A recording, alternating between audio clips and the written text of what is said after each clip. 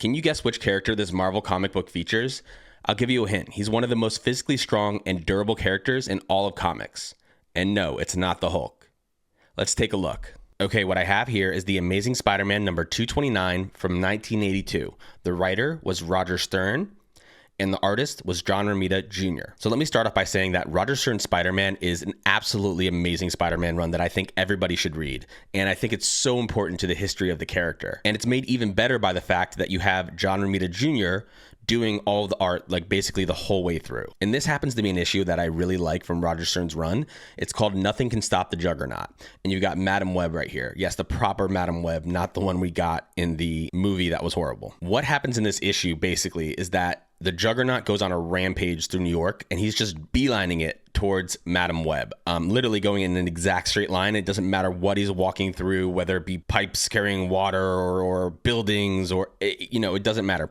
And Spider-Man is doing everything he can to stop him. And remember, Spider-Man is strong. He has super strength, but compared to the Juggernaut, it's nothing. And he does all this stuff with his webs. He's doing all these different things to try to stop the Juggernaut, and every single thing he throws at him, the Juggernaut just shrugs it off like it's nothing. This issue can be found in the Amazing Spider-Man by Roger Stern Omnibus right here. So here's the Juggernaut, and like I said, he basically goes in a straight line just right towards Madam Web, going through everything, trees, and Spider-Man has a really, really hard time trying to stop him, and he's gonna try all these different things and really just not be successful, and it just goes on, and I think it even continues into the next issue of the Juggernaut kind of going after Madam Web. Now, who is the Juggernaut? The Juggernaut's name is Kane Marco. Kane Marco is a longtime enemy and sometimes ally of the X-Men. As a child, Kane was regularly abused by his alcoholic father.